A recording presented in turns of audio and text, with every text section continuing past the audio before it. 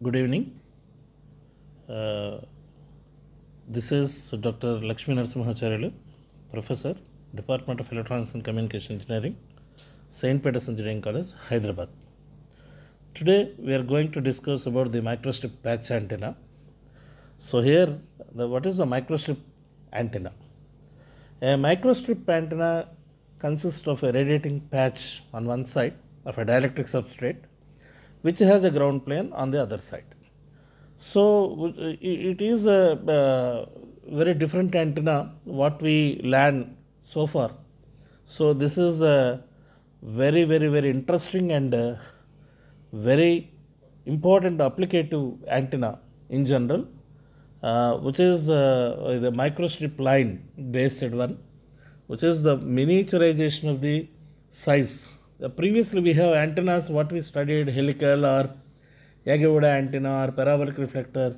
There's so many antennas is there. They have certain applications in the communication field as well as the satellite communications. So, but this is a little bit different to that, which is the miniaturization of the size as well as the performance wide also good with flexibility. So this type of antennas, which is invented in 1970s generally, which is by the Bob Munson, and it was already earlier work done for this. This is in 1953, the Deschamps, but which is not perfect. So they were connected with somewhat the what we call the advancement of the microstrip. So which is finally they done all these things in 1972. A microstrip antenna consists of a conducting patch on a ground plane separated by a dielectric substrate. This concept was developed until the revolution in electronic circuit miniaturization, the large scale integration in 1970. The early work of Munson on microstrip antenna for use as a low profile flush mounted antennas on rockets and missiles. So the microstrip antennas are present day antenna designer's choice, which is a low dielectric constant substrates are generally preferred for the maximum radiations.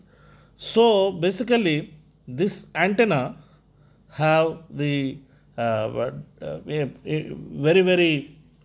what we call the specific, which is completely depends on the dielectric constant and the geometry of the antenna, that means the length and width also.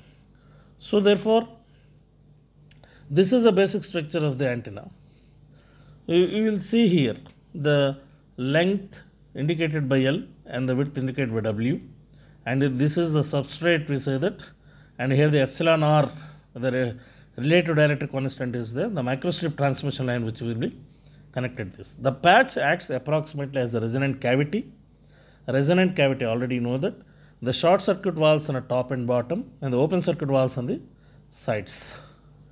In a cavity, only certain modes are allowed to exist at a different resonant frequencies. If the antenna is excited at a resonant frequency, a strong field is set up inside the cavity and a strong current on the bottom surface of the patch. This produces a significant radiation in the edges. So this is the basic principle of the microstrip antenna, and this is the microstrip antenna patch antenna structure, which we have the patch is there, the length and the width and thickness, height of this, and the dielectric substrate and the ground plane. And this is in figure 2.1 we seen that in its most fundamental form, the microstrip patch antenna consists of a radiating patch on one side of a dielectric substrate, this side, this is, and which has a ground plane on the other side as shown in the figure. This is a ground plane, this side, and the patch is the top side. So both will be one side the patch, other side is a ground plane. So the patch is generally made of a conducting material such as a copper or gold and can take any possible shapes.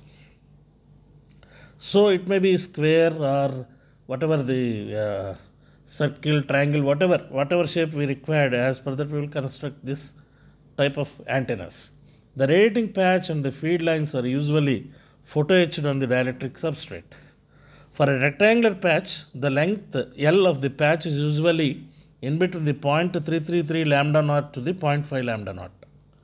So this is a rectangular patch. We have the length is near to the lambda by 3 to in between the lambda by 3 to the lambda by 2.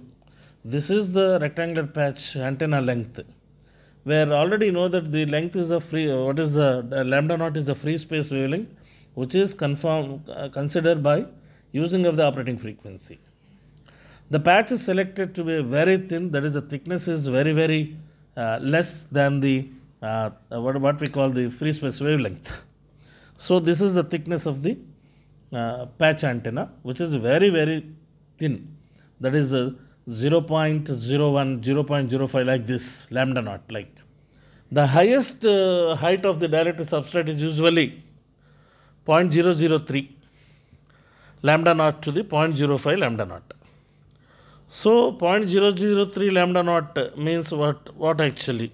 This is lambda by 30, lambda by 33, in between the lambda naught by 33 to the lambda naught by 20. That is a very small height, which is in terms of the lambda like that. Now the height which is like that, and the dielectric constant, relative dielectric constant, which is a very important. So the typically the dielectric constant is in between the 2.2 to the 12. This is the in between these values, the epsilon r values, which may be vary with respect to our application path. So these all are the shapes of the patch antennas. What are the shapes?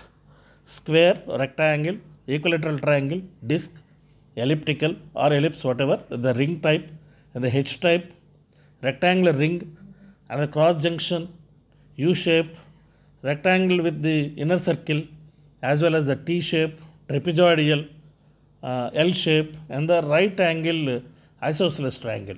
And the how many types of microstrip antennas is near about here the 15 types of shapes given in the microstrip patch antennas. So here this is any type, the requirement of our the what we call the size and all, we should able to fabricate such type of antennas. So the microstrip patch antenna radiate primarily because of the fringing fields between the path edge and the ground plane. The radiating field of the microstrip patch in between the fringing field and the ground plane, and that means the patch edge and the ground plane. So for the good antenna performance, a thick dielectric substrate having a low dielectric constant is desirable. Generally dielectric constants 2.2, 2.3, 2.4 like that, not more than that generally, because it gives the excellent performance compared to the high dielectric constants. This provides a better efficiency, larger bandwidth and the better radiations. That's why epsilon r value should be very low, which is the 2.2, 2.3 like that. And however, such a configuration leads to a larger antenna size. In order to design the compact microstrip patch antenna, substrates with a higher dielectric constants must be used, which are less efficient, and result is narrower bandwidth. So if you take a epsilon r value should be very high, then it gives the poor efficient as well as the narrow bandwidth also consider. So hence a trade-off must be realized between the antenna dimensions and the antenna performance. So therefore dielectric constant is very vital role in this microstrip antennas. And the properties of a basic microstrip. A microstrip or a patch antenna is a low profile antenna that has a number of advantages over the others, and it is a lightweight, inexpensive and easy to integrate with the accompanying the electronics. Already I told example cell phones. In cellular mobile we have antenna, but it is invisible. The antenna is inside fabricated, which is near about only 10 mm like that only. That is the structure of the patch antenna inside the cellular mobile. So therefore the elements are usually flat, hence their other name the planar antennas, and the planar antenna is not always a patch antenna, right? So the feed techniques, how many feed techniques? We are going to take the feed techniques here. Microstrip patch antenna can be fed by a variety of methods. So these methods can be classified the two categories. One is the contacting and another one is the non-contacting.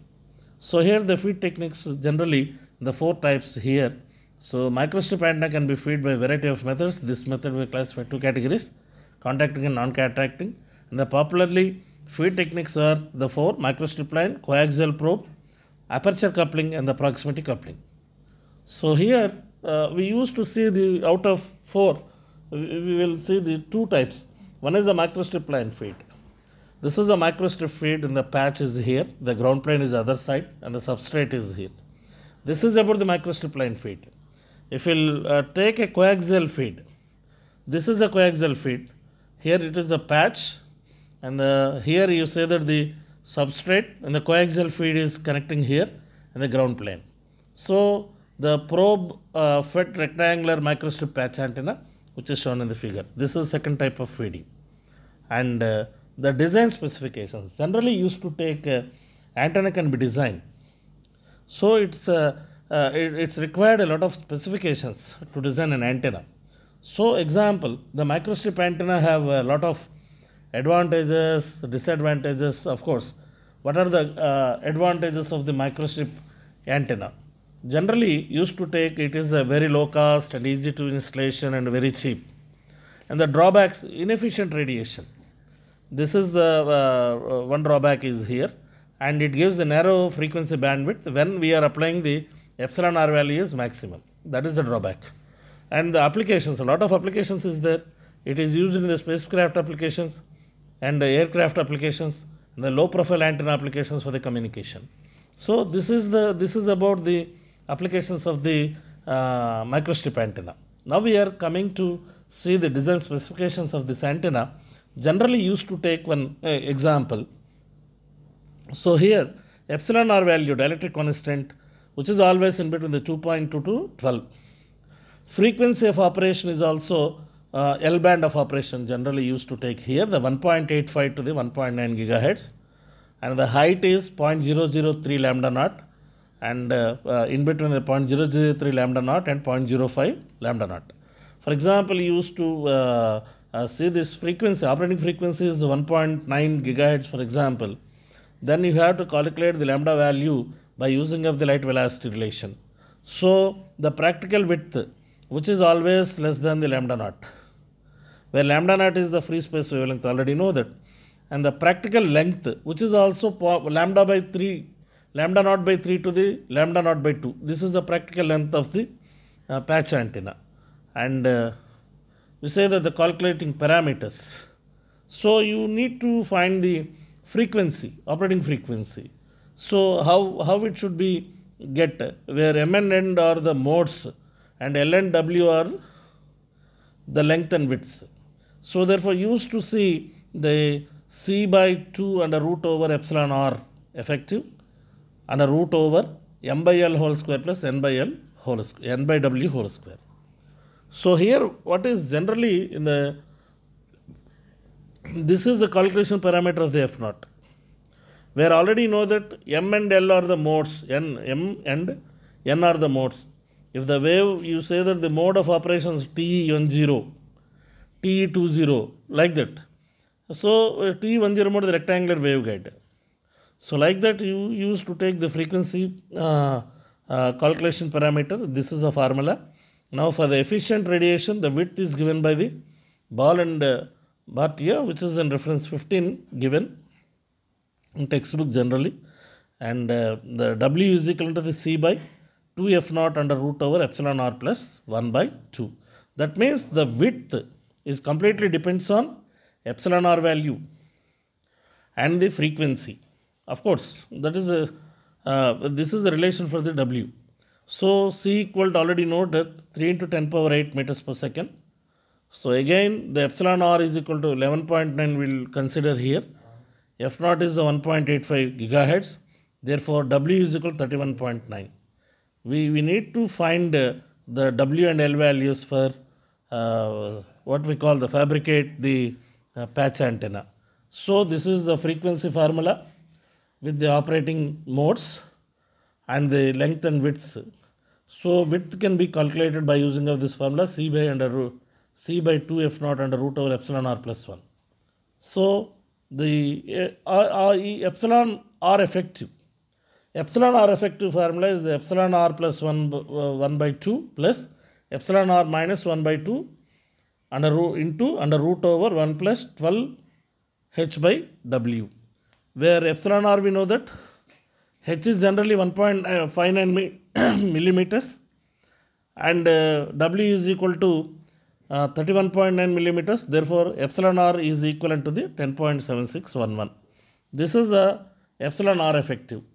So once we got all these values, then we will go to design by using of the HFSS software.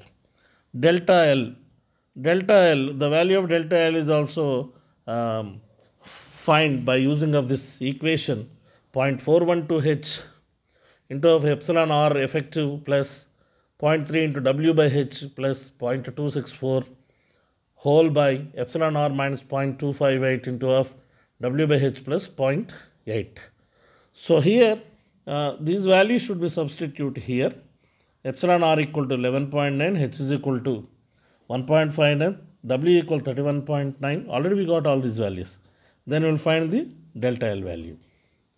And the effective length of the patch, which is equivalent to the L effective equivalent to the L plus 2 delta L. Already we found the L value, already we know that, delta L value already we know that. Then L effective is equivalent to the C by 2 F naught into under root over epsilon r effective. If we don't know L value, then how we will find this L value is, this is the formula. L effective should be find from the resonant operating frequency. The effective length is equal to L effective length equals C by 2 F naught into epsilon r effective. Already we know that epsilon r effective. Then you have to substitute that value here and we will get the results is L effective value, which is the 24.7 mm. This is the effective length. Then we will get the actual length of the patch antenna by using of this relation L effective equal to L plus 2 delta L. Then L is equal to L effective minus 2 delta L. Then the 23.36 meters. Once we found all this, then we have to what we call fix the values in the particular software, and we will get the design aspects like this. This is the patch antenna simulation part. So, and the advantages of the microstrip patch antenna. Already I told, even though we again will briefing about this. A lightweight and the low volume, low profile planar configuration, which can be easily made economic, conformal to host surface, and the low fabrication cost, hence can be manufactured in large quantities, and the supports both the linear as well as the sector polarizations, and can be easily integrated with the micro integrated circuits. Already I told this one, and capable of dual and triple frequency operations. Not only one operating frequency, it may be capable to operate dual or triple frequency operations. And the mechanically robust when mounted on a rigid surfaces. These are the advantages of the microstrip antenna, and the applications. These antennas are applicable in astronomical. What we have, the operations will be done for the microstrip is that the astronomical or whatever the spacecraft applications, aircraft applications, and the low profile antenna applications. These all are the microstrip antenna applications. Okay, thank you.